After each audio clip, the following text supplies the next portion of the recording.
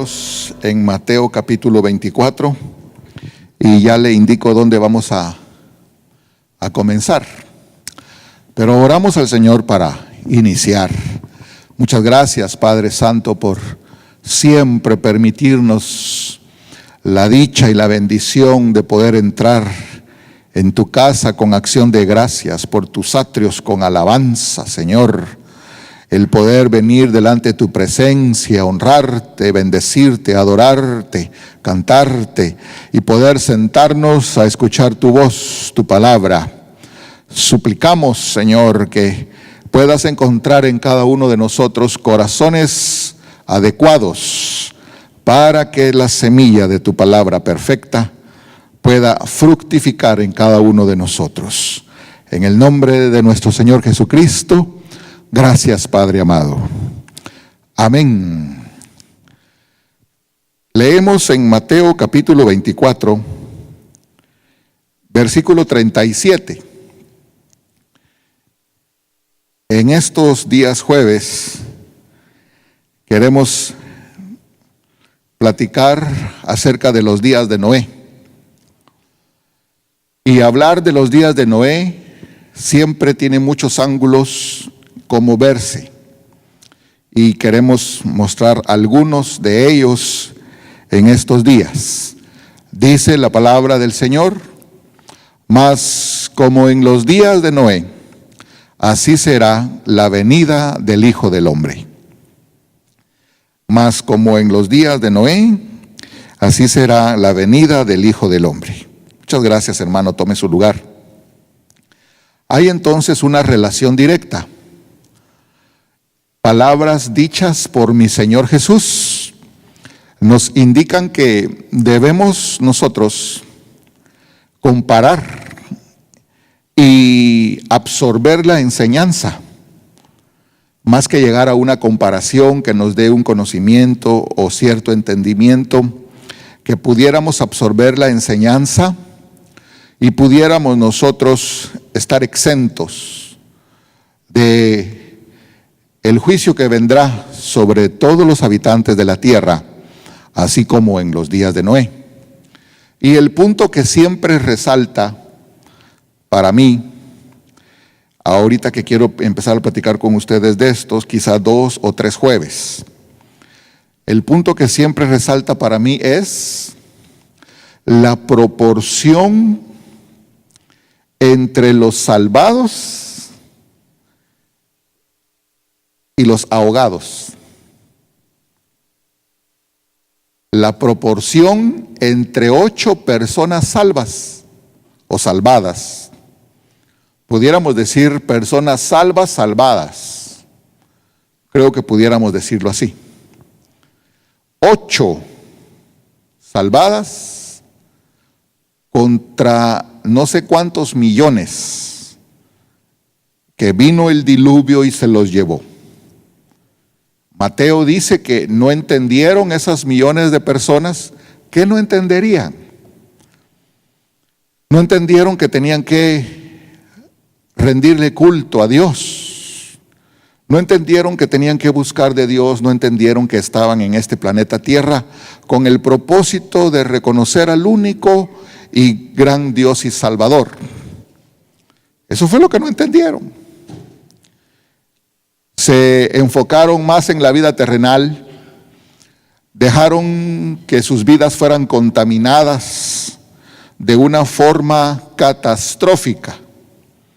Yo quiero ir despacio con ustedes, no quiero correr y tratar de abarcar los puntos que hemos recibido en la conciencia para podérselos dar a usted. Pero a tal grado fue la contaminación que llegó a ser corrupción total.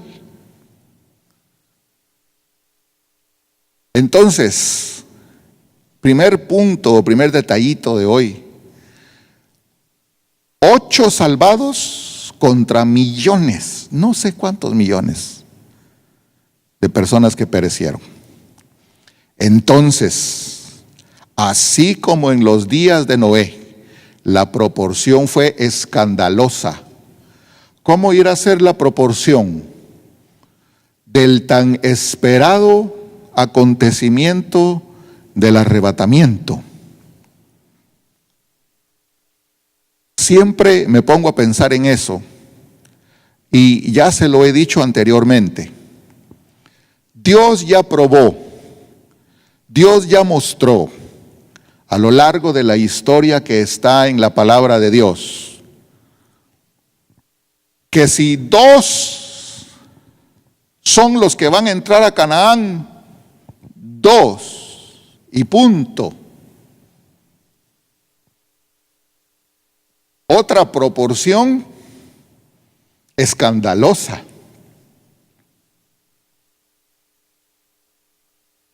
Abraham quería hacer cuentas con el Señor acerca de Sodoma y Gomorra, y esa ciudad no sé cuántos habitantes tendría. Miles, decenas de miles, no sé si llegaron a cientos de miles, pero con que hayan sido decenas de miles. Y Abraham empezó la cuenta de los justos en 50 y fue menguando 45, 40, etcétera, hasta llegar a 10. No habían 10. No habían, simple y sencillamente no habían. Dios no tiene problema, hermano.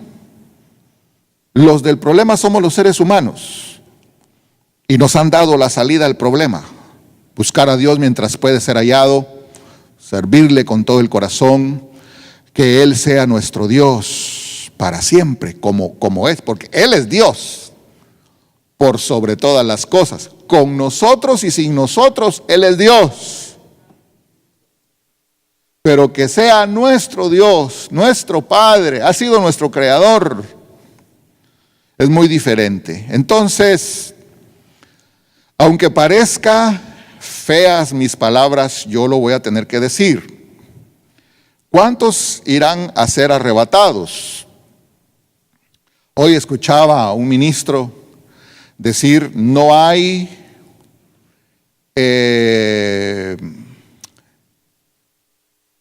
requisito en la Biblia como para que el arrebatamiento no fuera hoy. O sea, predicaba él y enseñaba y decía, el arrebatamiento puede ser hoy, puede ser mañana. A otros les gusta poner el arrebatamiento antes de la tribulación, a otros a 0.25 después de la tribulación, a otros a mediados de la tribulación.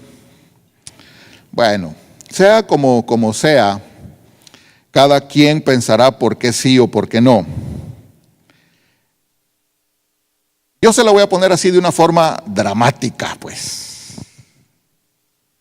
Imagínense que sea mañana y que Dios solo arrebate 7.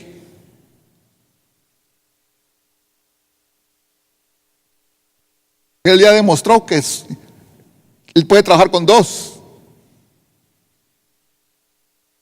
Solo arrebató a 7 y punto. Colóquelo donde a usted le guste, pero que sean 7 los arrebatados. Claro, todos queremos que sean millones. Es que una cosa es lo que deseamos y otra cosa es lo que cada uno de nosotros hacemos.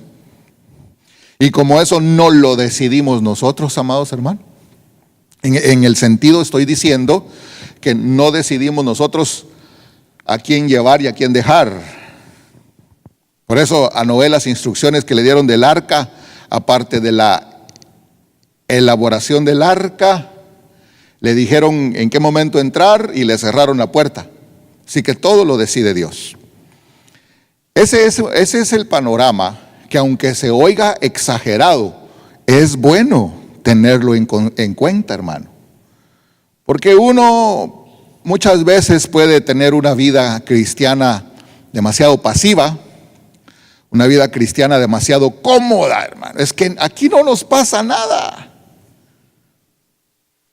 Aparte de los líos que tenemos entre nosotros mismos en la iglesia, estoy hablando desde hace 35 años, pero aparte de esos líos, gorditos estamos algunos, pues.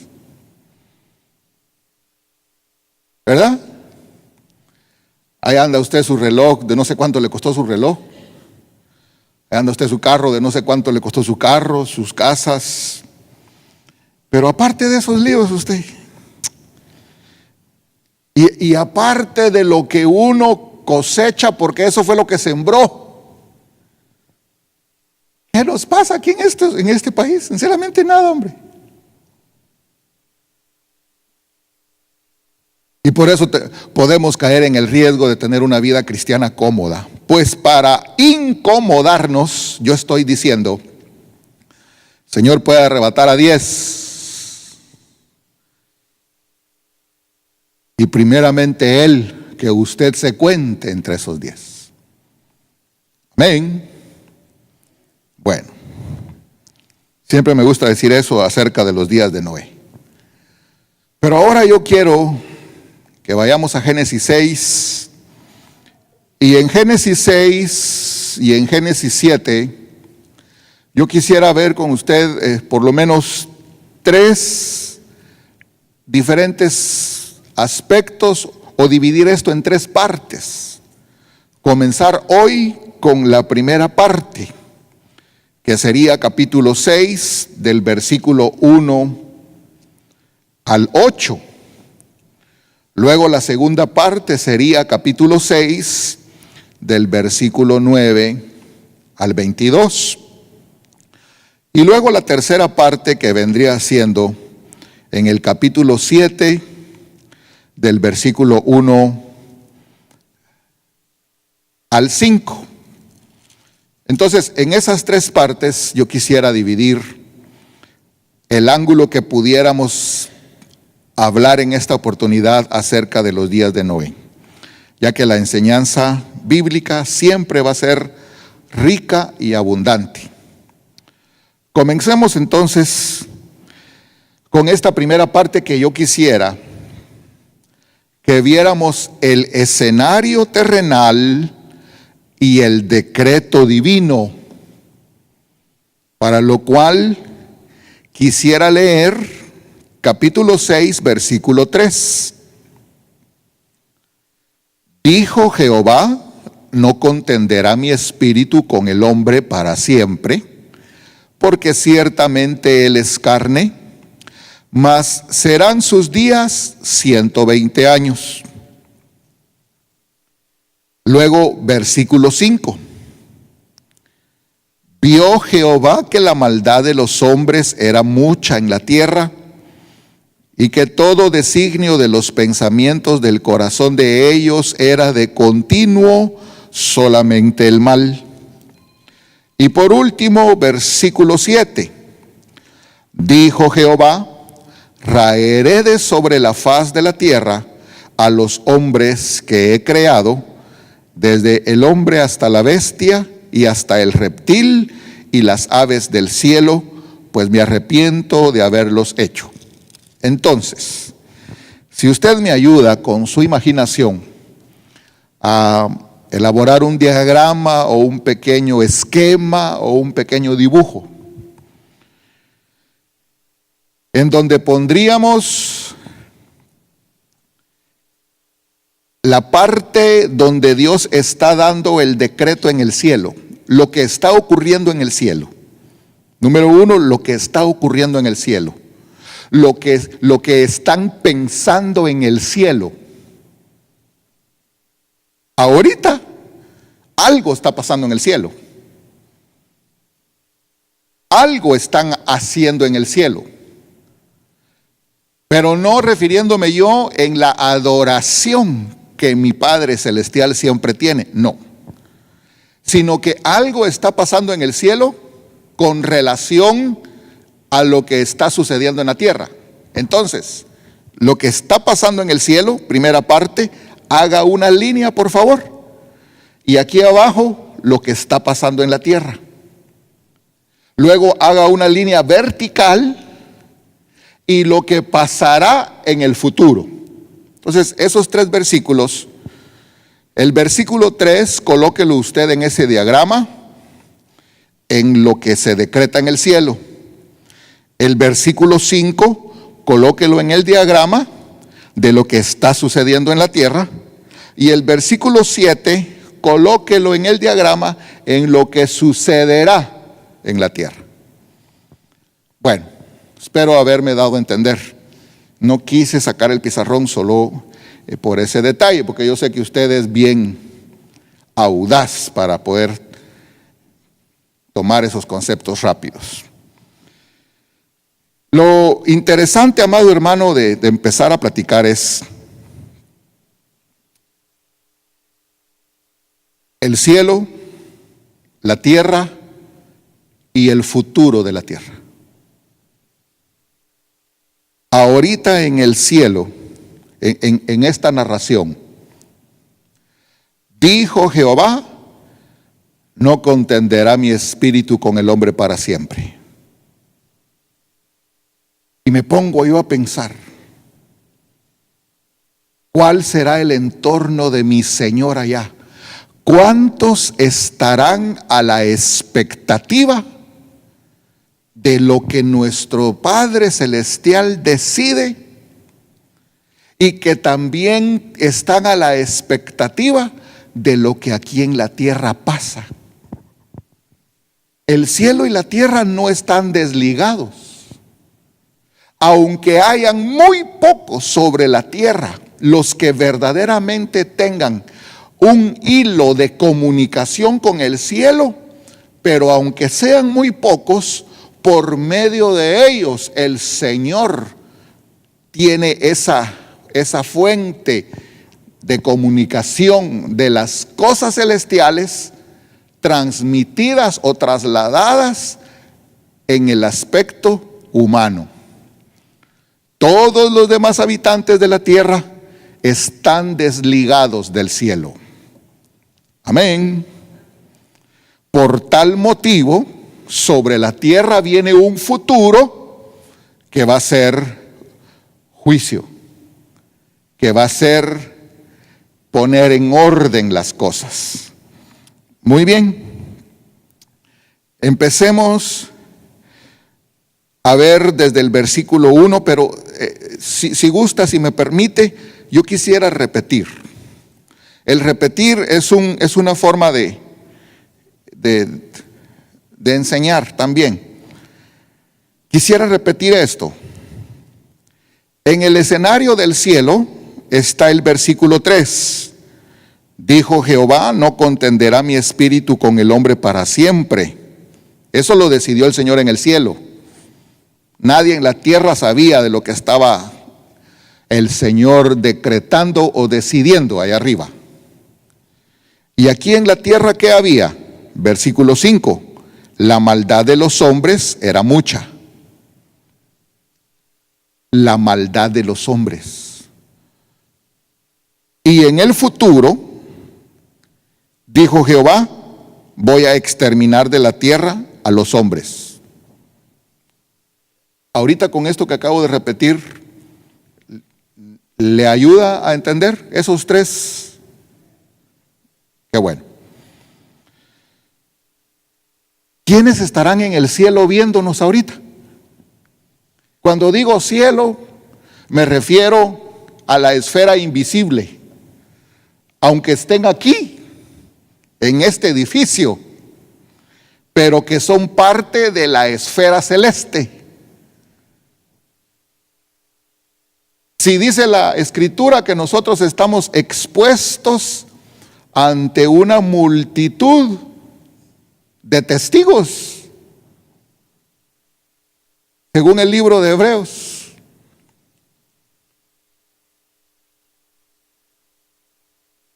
Hay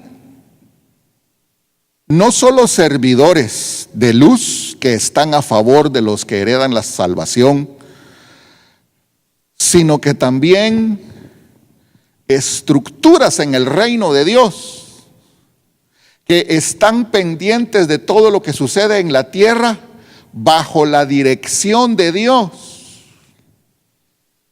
Allá estaba Jacob solo.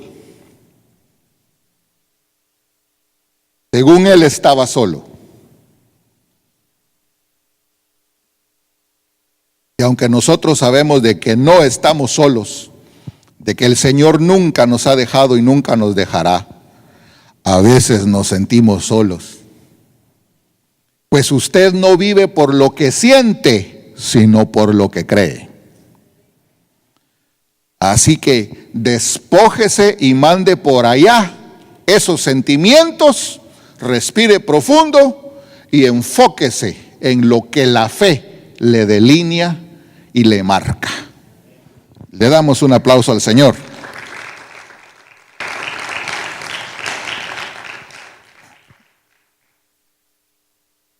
Y como decía mi abuelita, y dejémonos de cuentos.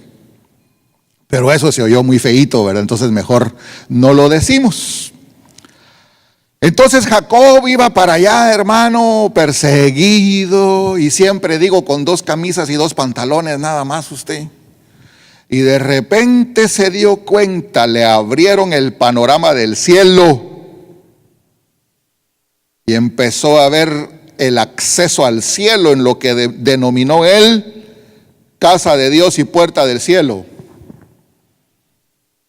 Cuando al ser humano nos abren ese panorama, yo pienso, amado hermano, es más, me atrevería a preguntar y cerrar mis ojos para no ver qué manos se levantan si yo dijera cuántos de los que estamos aquí hemos tenido experiencias similares o experiencias donde se nos ha abierto el ámbito celestial. Manos se levantarían. Que para que no sepa tu derecha lo que hace tu izquierda es que cierro los ojos para que siga siendo legítimo lo que a usted le sucede y las experiencias que Dios le permite. Entonces, una vez que el Señor nos muestra eso, que hay algo más grande que esta tierrita, en realidad nuestra vida tiene que basarse en lo eterno y no en lo temporal. Las cosas visibles pasan, las cosas invisibles son eternas. Bueno, a Jacob le mostraron eso.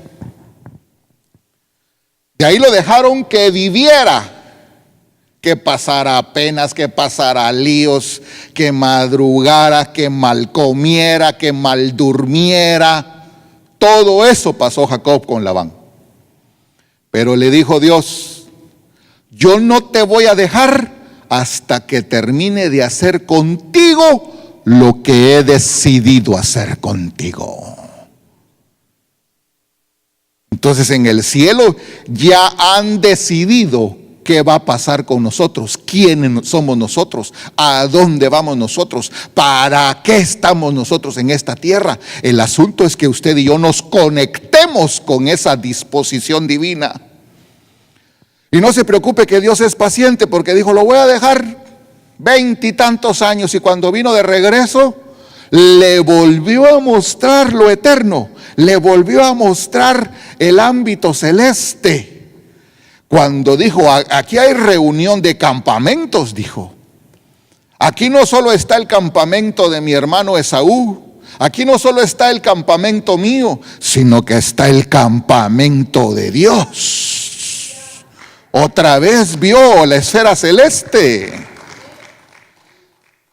Y así hay tantos ejemplos. El asunto es que aquí en Génesis 6, en el versículo que estábamos leyendo, el 3, dijo Dios, esto no va a ser para siempre.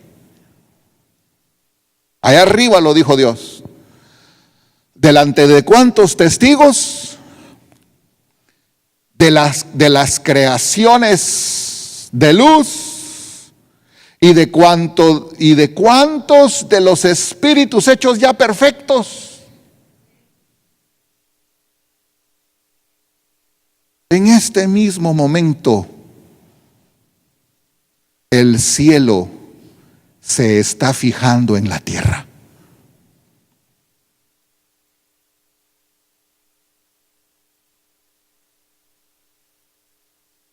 ¿No contenderá mi espíritu con el hombre para siempre? Ese es en la parte celestial. Hermano, yo no sé si disculparme, pero esto es tan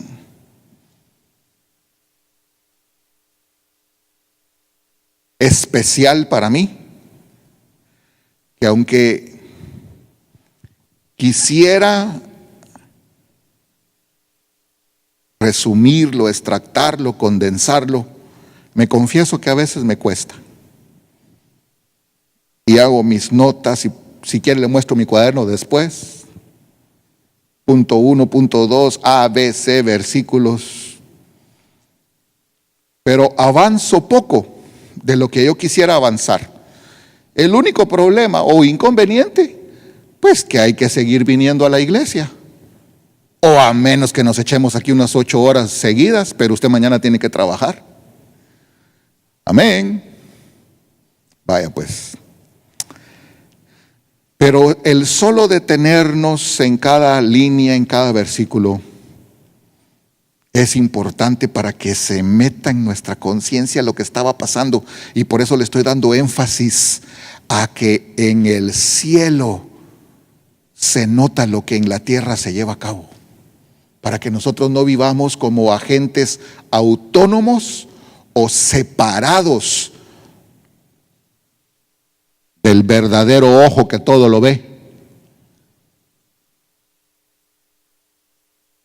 Amén. Aconteció que cuando comenzaron los hombres a multiplicarse sobre la faz de la tierra y les nacieron hijas, multiplicarse era el plan y la voluntad de Dios. Eso fue lo que le dijo a su creación cuando la creó.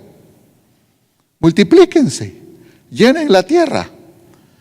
Pero cuando dice acá que cuando los hombres comenzaron a multiplicarse sobre la faz de la tierra, era que ya se había entrometido la voluntad del enemigo en ese plan de Dios. Y entonces se estaban multiplicando los hombres, pero en desobediencia a Dios. Por eso fue que al paso de a saber cuántas generaciones y a saber cuántos años, los hombres habían albergado la maldad. Eso fue lo que leímos y usted lo lee más adelante y lo volveremos a repetir en el versículo 5. Vio Jehová que la maldad de los hombres. Entonces ya esa humanidad le había dado cabida a la maldad.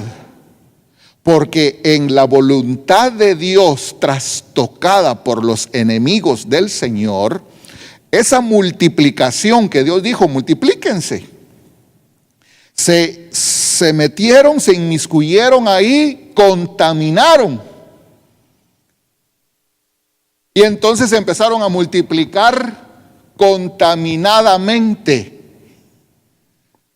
sobre la faz de la tierra. Por eso el Señor, al ver que esa contaminación llegó al extremo, tuvo que parar eso. Muy bien. Se estaban multiplicando sobre la faz de la tierra y les nacieron hijas.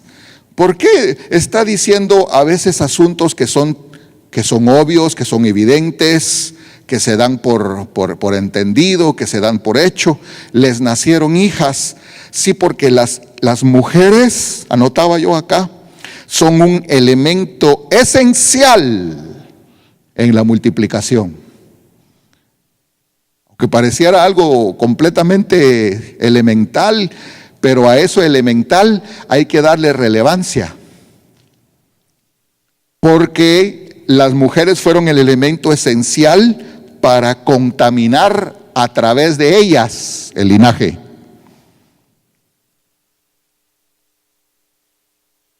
Y viendo los hijos de Dios que las hijas de los hombres eran hermosas, no por el aspecto físico, porque lo físico, entre comillas, es cuestión de gustos, o entre paréntesis mejor, y es relativo, porque las creaciones de 10 ojos, 5 orejas y 4 manos, entre ellos se tiran flores.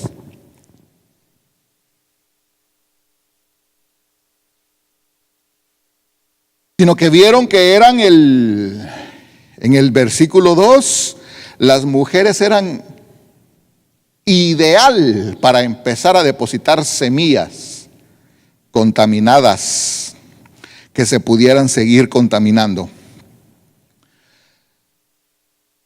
Así que escogieron entre todas y empezaron a contaminar. En ese escenario de versículo 1 y versículo 2, es que allá en el cielo el Señor dijo, mi espíritu no contenderá.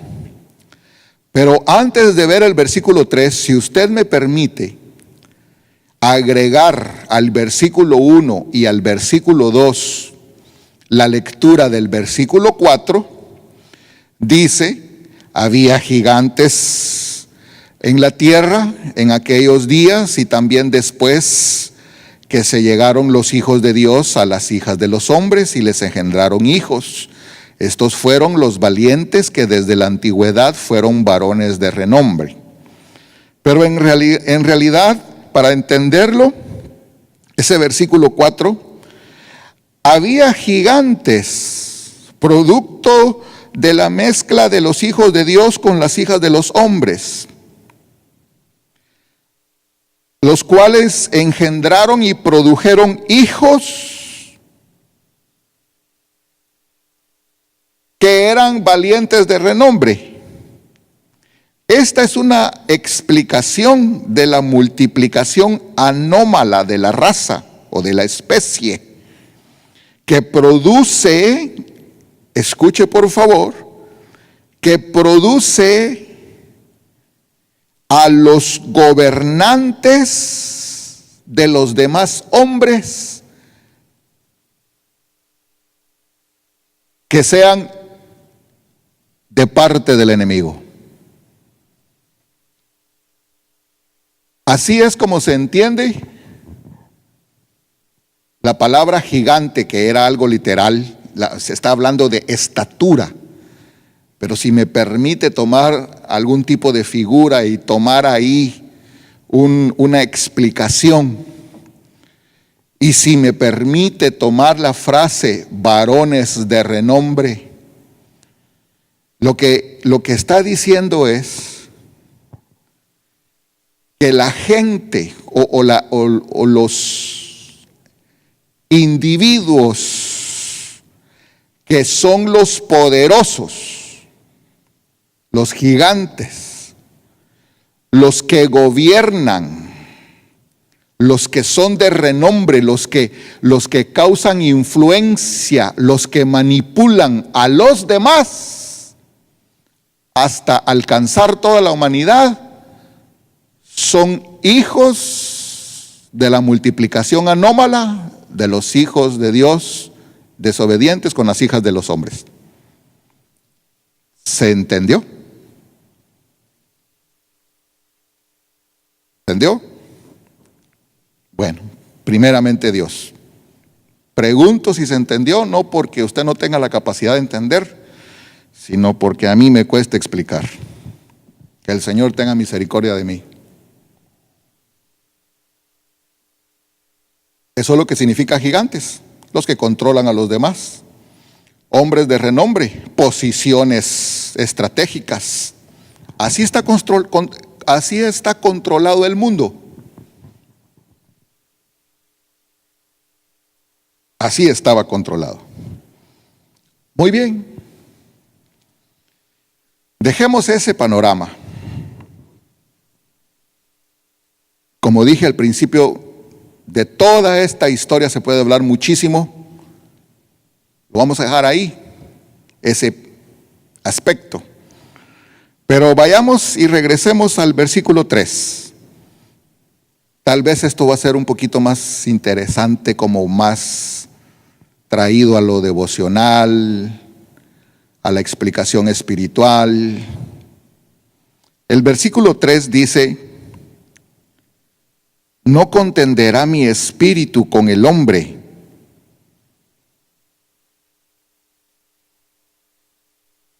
porque ciertamente él es carne. Nota usted, hermano, que en toda esta narración hay frasecitas importantes. Vio Jehová, dijo Jehová, vio Jehová.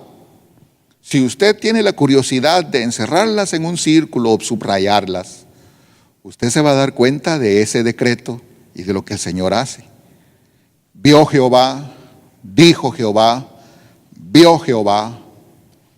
Entonces, entre la observación de Él y el decreto de Él, se lleva a cabo todo.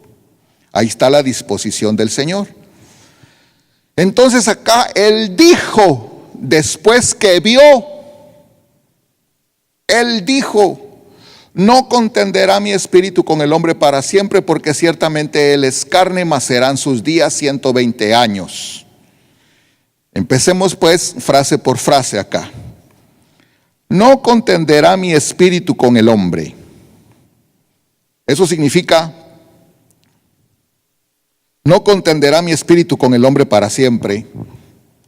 Mi espíritu dejará de trabajar con el hombre.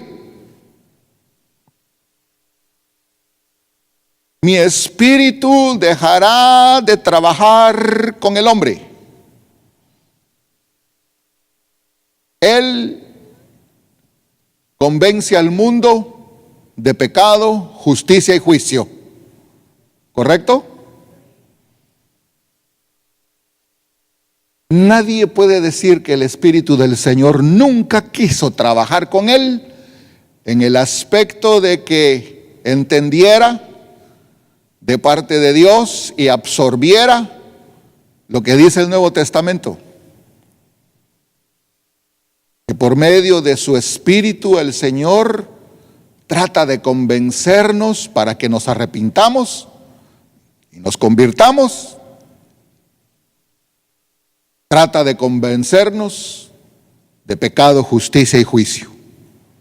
Entonces el Señor dijo: no para siempre, ya no va a trabajar mi Espíritu con el hombre. Y que el Espíritu Santo deje de trabajar con nosotros, o con el hombre, o con los hombres, o con la humanidad. Si el Espíritu Santo ha estado trabajando desde Génesis 1, amén, y hasta Apocalipsis, usted ve el trabajo del Dios Espíritu Santo.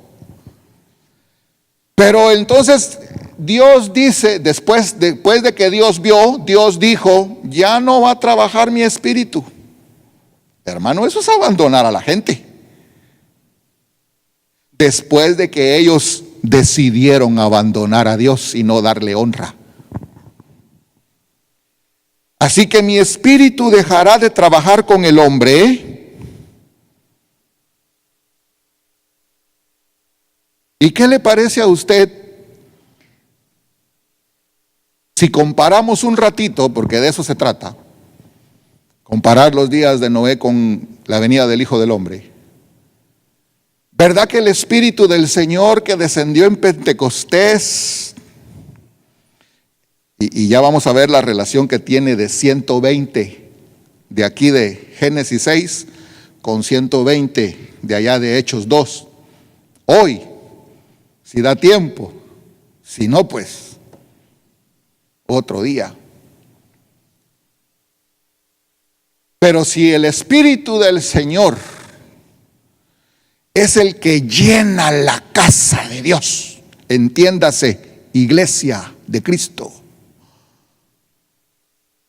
y desciende en Pentecostés y llena a todos los hombres que constituyen la iglesia, ese Espíritu Santo, ese es el que se va a llevar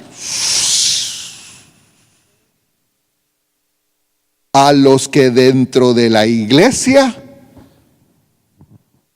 hayan dejado que el Espíritu los absorba de tal forma que su vida es una vida en el Espíritu.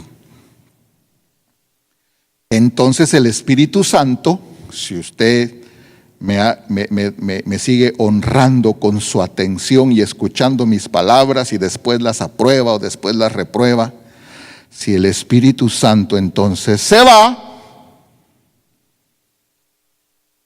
a dejar de trabajar con los hombres. Por lo menos ya no va a seguir trabajando de la misma manera que cuando el Espíritu de Dios estaba en los cultos, cuando el Espíritu de Dios estaba en las alabanzas, cuando el Espíritu del Señor estaba en los estudios, en las vigilias, en los ayunos, dentro de la gente, cuando el Espíritu del Señor trabajaba acá. Si se va el Espíritu del Señor,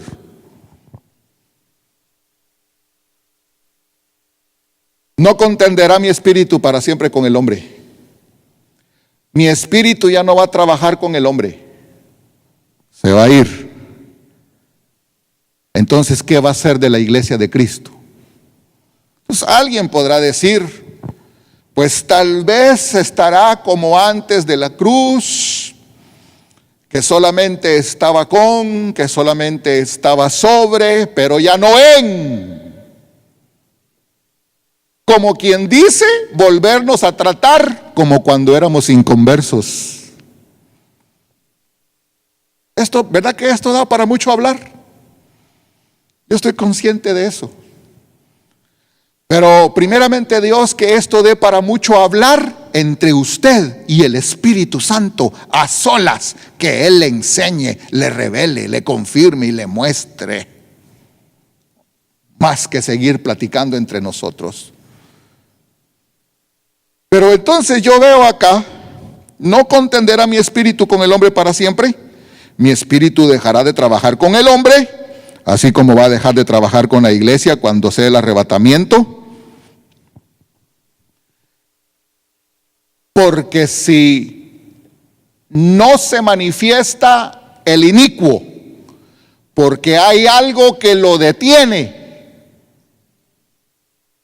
Pero una vez que eso que lo detiene ya no esté ¿cómo decir?, en algún rango de acción sobre la tierra, y entonces se va a manifestar.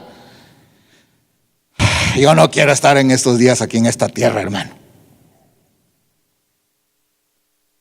Si hoy todavía hay cierto equilibrio, hay protección, hay barreras que Dios pone a la maldad de sobre sus hijos, aunque seamos desobedientes.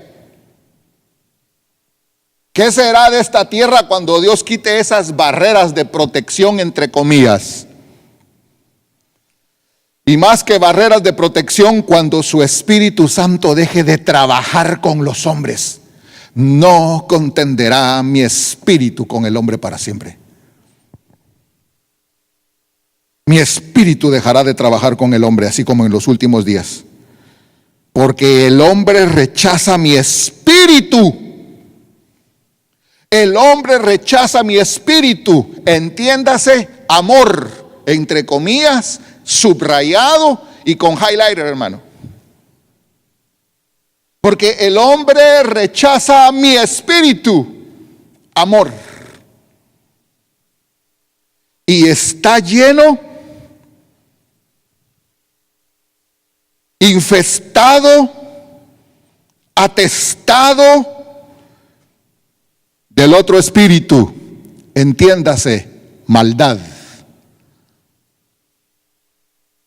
Por eso la maldad, los hombres estaban llenos de maldad, mientras que el Espíritu Santo hace que nosotros estemos llenos del amor de Dios. Esto merece otra explicación aparte usted. Pero mire, amado hermano, yo estoy repitiendo, no me importa repetir. Es lo que he decidido hacer, repetir estas frases. No contenderá mi espíritu con el hombre. Mi espíritu dejará de trabajar con el hombre, como lo irá a hacer en los últimos días, después que arrebate a la luz del mundo y a la sal de la tierra, y se quede la tierra propensa para que las tinieblas desciendan, y el espíritu de error y el espíritu de engaño y el espíritu del anticristo y la operación de la iniquidad que ya está en efecto se dé gusto, porque el hombre rechaza mi espíritu de amor, y al rechazar su espíritu que es amor, rechaza la gracia. Y al rechazar la gracia, rechaza a su Redentor, que en aquellos tiempos ni sabían de su nombre ni nada, pero que tenían conocimiento, porque desde el huerto le dijeron a Adán eso, y Adán se lo trasladó a sus hijos. Entonces, si el hombre rechaza el Espíritu de Dios, que es amor, que es gracia y que es Cristo, eso no tiene perdón. Cuando yo estaba escribiendo esto en mis notas, dije yo, está fuerte la cosa, pero considere, Dios allá arriba decretando, después de que vio, dijo, ya mi espíritu ya no va a trabajar con los hombres, porque me rechazan mi espíritu, que es amor, que es gracia y que es Cristo, el verbo. Y eso no tiene perdón. Hebreos capítulo 10, versículo 24, por favor. La carta a los Hebreos, capítulo 10, versículo 24. ¿Será que me equivoqué? A ver, versículo 29. ¿A que me equivoqué? Versículo 29 en lugar de 24. Sí. Lo que no es que me haya equivocado, es que ella no mira flores. ¿Cuánto mayor castigo pensáis que merecerá el que pisoteare al Hijo de Dios y tuviere por inmunda la sangre del pacto en la cual fue santificado e hiciere afrenta al Espíritu de gracia? Entonces en Génesis 6, eso fue lo que ocurrió.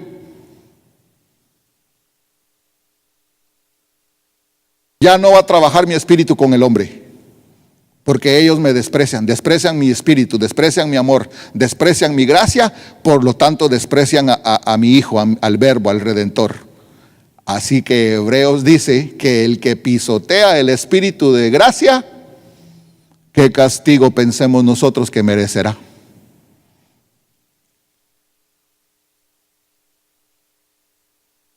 Versículo siguiente, el 30.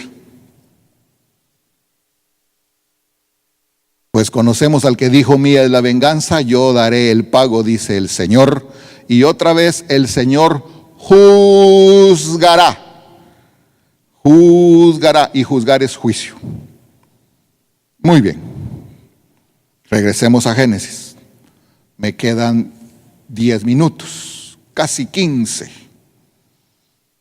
Pero eso es lo que yo resalto de la frase del versículo 3 del capítulo 6 de Génesis: no contenderá mi espíritu con el hombre para siempre.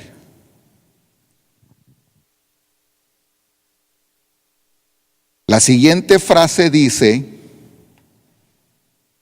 porque ciertamente él es carne.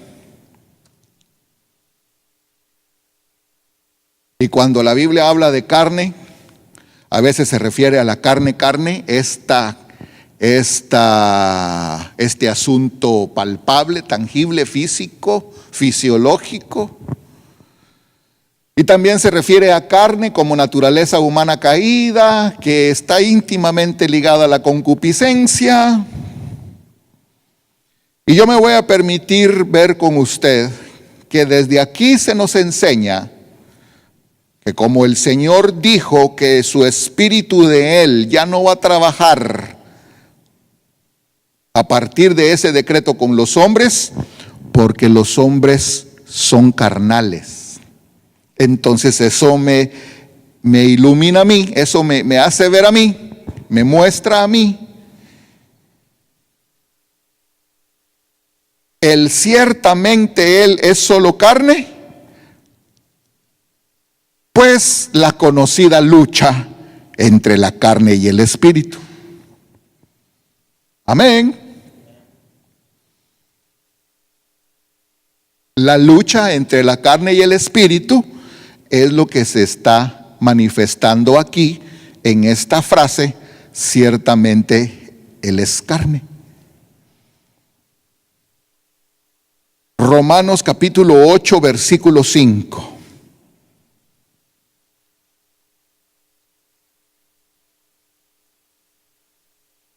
Dice de la siguiente forma, Romanos 8:5. Porque los que son de la carne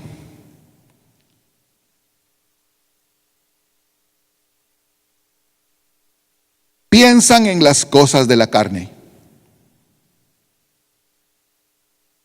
Quiere decir que la carne es el mejor agente sensorial, el mejor conductor de toda la concupiscencia y la vanidad que hay en el mundo. Así como hay elementos como materiales o materia que es buen conductor de la electricidad, pues así es la carne en relación a toda la vanidad que hay en el sistema. Porque los que son de la carne piensan en las cosas de la carne, pero los que son del Espíritu en las cosas del Espíritu. Esa lucha es la que estamos viendo en Génesis 6. Y Noé ni en cuenta de todo lo que estamos hablando usted y yo. Si todavía no hemos empezado a hablar de Noé, ya se dio cuenta que Noé iba al culto, iba a trabajar, y va a haber retiro en noviembre, me voy a inscribir, decía Noé. No, en esas andaba Noé. Y Dios allá arriba ya había visto y había dicho: los que son de la carne piensan en las cosas de la carne y no les gustan las cosas del Espíritu. Versículo 6, porque el ocuparse de la carne es muerte. Justamente eso fue lo que les pasó en Génesis 6 a los que eran ciertamente solo carne. ¿Me estoy dando a entender? ¿Lo puede notar? Porque el ocuparse de la carne es muerte, pero el ocuparse del Espíritu es vida y paz. Por cuanto los designios de la carne son enemistad contra Dios. Por eso es que contiende. Mi espíritu no contenderá con ellos para siempre, porque son solo carnes son. Entonces es una lucha. Por cuanto los designios de la carne son enemistad contra Dios, porque no se sujetan a la ley de Dios ni tampoco pueden. Y el versículo 8 de Romanos 8, los que viven según la carne no pueden agradar a Dios. Eso era lo que se estaba viendo en Génesis 6. Estoy repitiendo y repitiendo esas frases hasta que lo podamos manejar de manera fácil. Qué casualidad, si usted sigue leyendo Romanos, yo voy a dejar la lectura hasta ahí, pero si usted sigue leyendo Romanos, en ese capítulo 8, leímos 5, 6, 7 y 8, pero si usted sigue leyendo 9, 10, va a llegar hasta el 19. Si son tan amables, 8, 19. Qué casualidad que en ese capítulo del espíritu y de la carne, entre otras cosas, maravilloso capítulo 8 de Romanos, qué casualidad que ahora se incluye esta frase, este versículo. Porque el anhelo ardiente de la creación. ¿Y de dónde salió ahí la creación?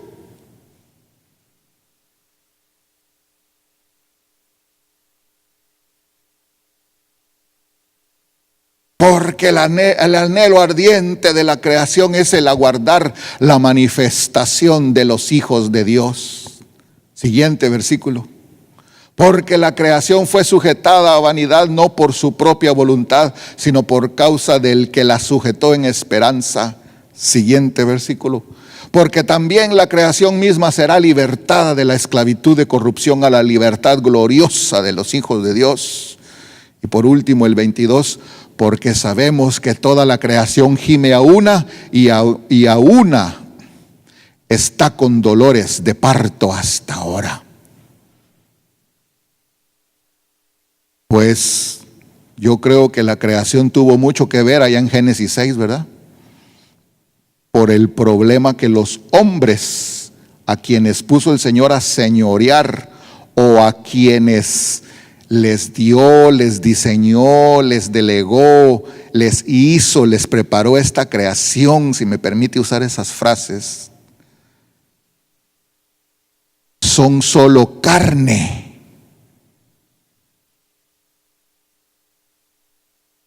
La creación también sufrió los embates de un juicio, en este caso de agua,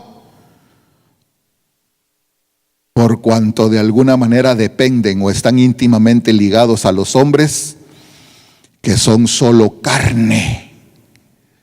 Entonces, cuando los hombres se alineen a ser solo espíritu, la creación va a decir, nos va a dar un aplauso, va a respirar, se va, ¡wow!, va a decir la creación, al fin nosotros somos lo que debimos ser, porque estos ya no son carnales.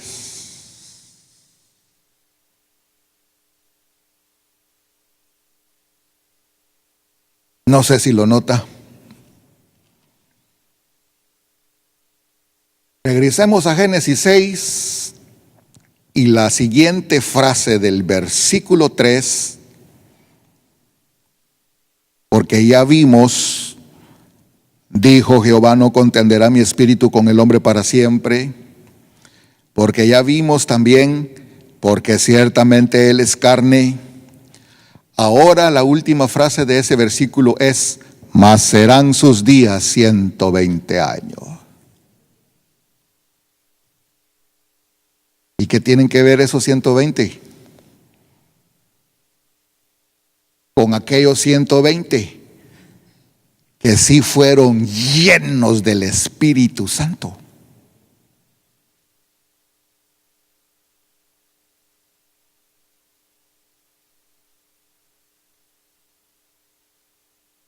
Ya se acabó el tiempo. Lo sospeché desde un principio.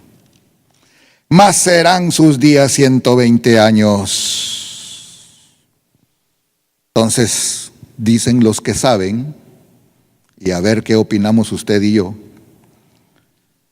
que a partir de ahí se contaron 120 años, hasta que el Señor ejecutó su decreto. Por eso la tesis es que Noé tardó 120 años haciendo el arca. Otros dicen que 100. Otros dicen que esta declaración lo que significa es que los hombres después del diluvio ya no van a vivir 800, 900, 700 años como lo hacían desde el huerto hasta el diluvio, sino que los hombres después del diluvio, el más longevo llegaba a 120. De entre los cuales se encuentra o se cuenta Abraham, Moisés, Josué, creo.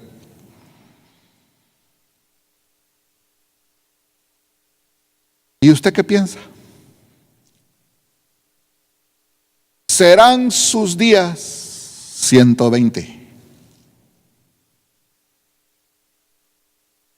Los 120 del aposento alto sí recibieron al Espíritu Santo. ¿Será que ese fue otro periodo donde el Señor dijo, si habrá algún rebusco aquí, en estos 120 años, antes que Noé termine el arca?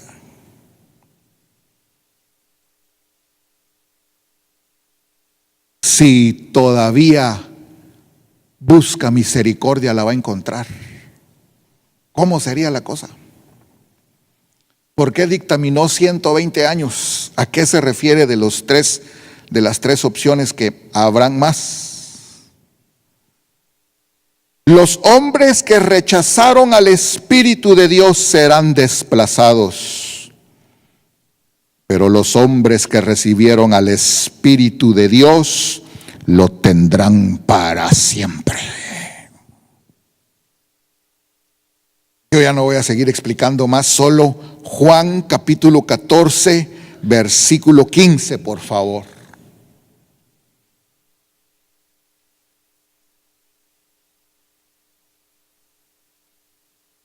Los hombres siempre contrarrestan mi espíritu, dijo el Señor. Ya no voy a contender con ellos. Eso es lo que quieren. Voy a retirar mi espíritu, pero se los voy a dar a los que quieran. Entonces, allá en Génesis 6, los hombres que rechazaron al Espíritu de Dios fueron desplazados. Pero aquí en esta promesa del Nuevo Testamento, los hombres que reciben al Espíritu de Dios lo tendrán para siempre. Pero ¿por qué lo tuvieron para siempre? Porque se cumple en ellos este Juan capítulo 14. Yo voy a cerrar mi cuaderno y mi Biblia para que no me gane la emoción hoy. Y va a decir usted, tan tarde que nos saca este hombre de la iglesia. Lo que se cumplió fue Juan capítulo 14, versículo 15. Si me amáis, guardad mis mandamientos. Y cuando él estaba ascendiendo, les dijo, no se vayan de Jerusalén. Quédense.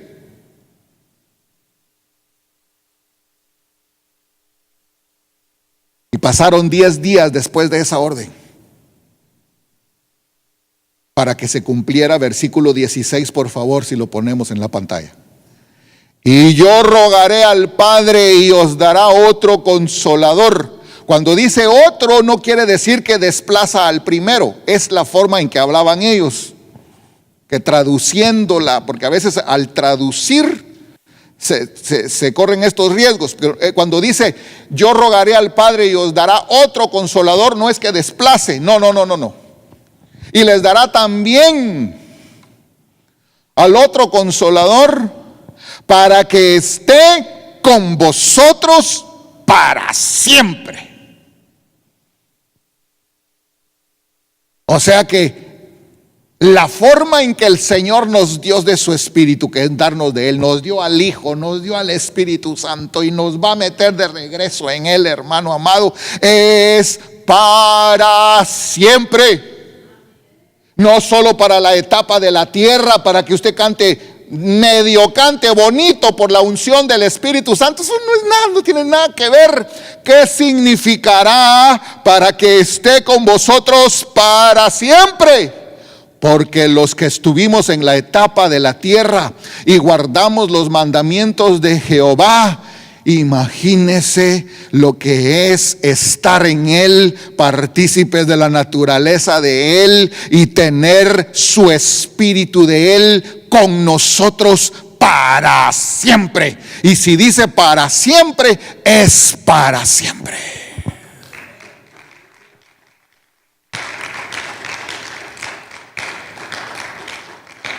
Yo voy a terminar ahí.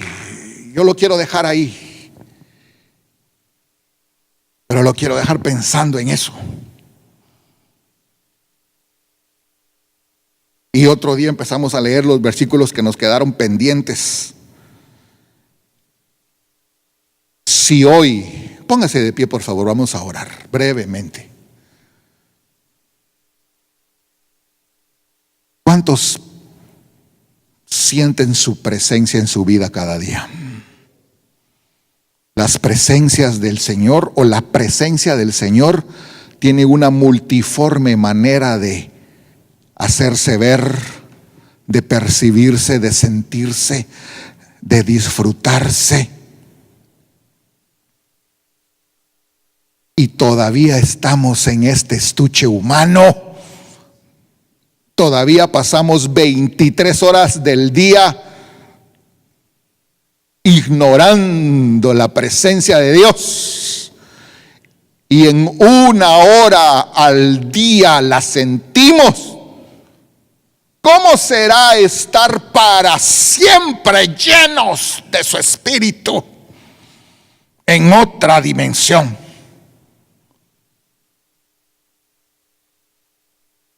Eso fue lo que aquellos hombres despreciaron.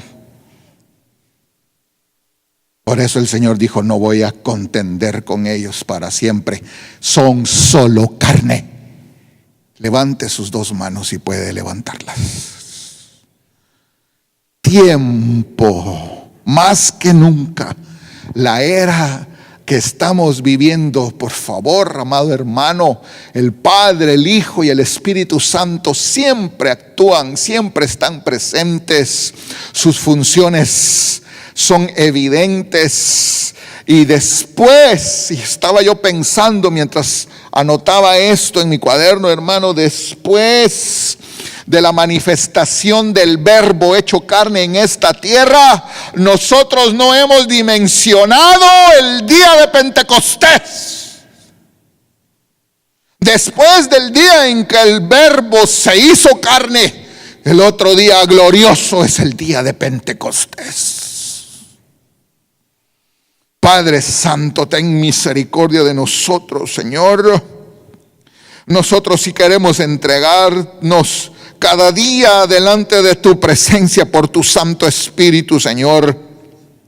Te suplicamos, Señor, imploramos el perdón de este pecado, Señor. Sabiendo hacer lo bueno, no hacerlo, Padre, y estar distraído con las cosas de esta tierra, con las cosas de este mundo, siendo absorbidos por todo lo carnal, lo terrenal, lo pasajero, lo que es vano, Señor. Te suplicamos en el nombre de nuestro Señor Jesucristo, por los que estamos aquí presentes y los que no pudieron venir, Señor, este día. Te suplicamos, Señor, por todos los que han contristado a tu Santo Espíritu, Señor, que no caigan en ese error de la humanidad de Génesis 6, Señor. Te suplicamos, Padre Santo, y te pedimos en el nombre de nuestro Señor Jesucristo, aviva todo nuestro ser, oh Dios. Nos disponemos, nos entregamos delante de ti, Señor, para sentir en todo nuestro ser, Dios amado, el fuego de tu Santo Espíritu, de tu santo poder y de tu santa presencia, Señor, que nos inunda como antes, Señor, y mejor cada día, Padre Santo. Que mientras más caminamos en este evangelio bendito, Señor, más llenos de tu Santo Espíritu debiéramos estar, más apercibidos y en mejor diálogo, Señor, y en comunicación más eficiente, Padre Santo, y nunca pensar que la experiencia cristiana que pudiéramos tener, Señor, o el conocimiento de la palabra, o el avanzar, Señor, en los privilegios dentro de tu iglesia, puedan desplazar la comunión con tu Santo Espíritu. Desfalleceríamos en tal caso, Señor. Vendríamos a pasar a ser como solo seres humanos con conocimiento bíblico, pero sin vida, Señor. Por eso, en el nombre de Jesús, te suplico, te ruego, es mi mayor súplica, Señor, en este preciso momento, Padre Santo, que todos los de tu iglesia amada que han hecho la mirada hacia un lado, Señor, y que pudieran despreciar la vida en el Espíritu, en tu Santo Espíritu, perdónanos, Señor, de este gran pecado, Dios eterno. Perdónanos, Señor amado. Más bien ten misericordia. Apelamos, Señor, a tu gracia y a tu grande amor, porque confesamos nuestros pecados, Señor.